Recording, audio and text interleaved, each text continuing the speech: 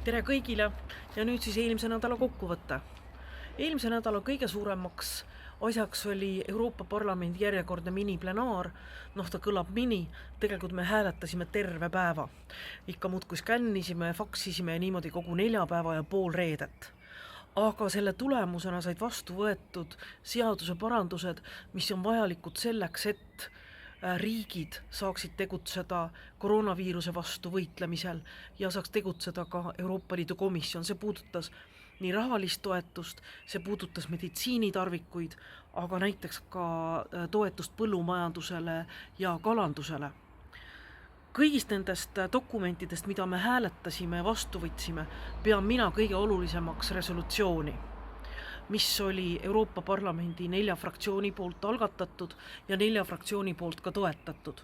4 fraktsiooni, sotsiaaldemokraadid, Rahvapartei, Rohelised ja Renew.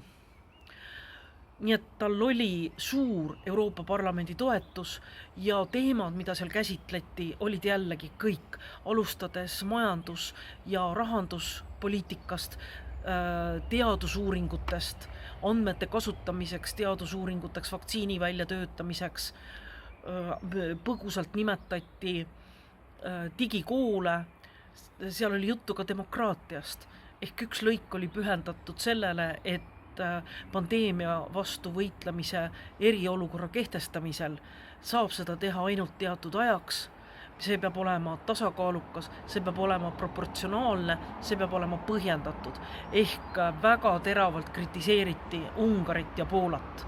Ungarit ikka selle Orbani dekreedi pärast või parlamendi otsuse pärast, mis annab Orbanile õiguse ühepoolselt, ainuisikuliselt võtta vastu otsuseid, see on antud määramata tähtajaks ja põhiprobleem ongi selles, et määramata tähtajaks.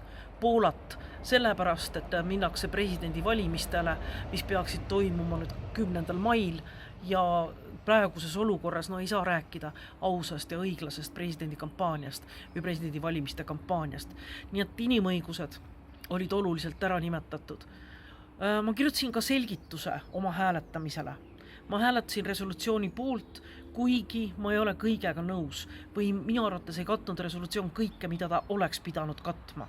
Jah, ma saan aru, et majandusele ja rahandusele peab olema suunatud väga suur tähelepanu, aga täiesti oli välja jäänud selline kompleksne, arusaadav jutt digilahendustest ja küberjulgeolekust. Kui see praegune pandeemia on midagi näidanud, siis ta on näidanud, et eelisolukorras on need, kellel on kiire internet, need, kes saavad teha kaugtööd ja need, kes on valmis näiteks kas või digiõppeks, digikooliks. Kõik riigid, kõik inimesed selleks valmis ei ole.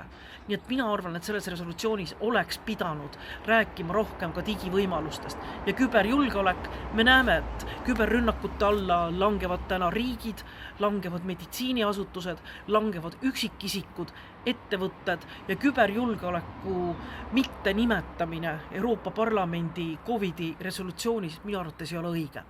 Sellest kõigest ma kirjutasin oma hääletusselgituses, ma jätkan nende küsimuste tõstatamist ja ma loodan, et need küsimused saavad päevakorda ka Euroopa Parlamendis. Järgmine nädal on plenaaristungeid ei ole, töötavad fraktsioonid, töötavad komisjonid, nii et tavapärane Euroopa Parlamendi kaugtöö ja vabadel hetkedel vastan ma infotelefonile 1247. Olge terved, püsige kodus ja kohtume nädala pärast.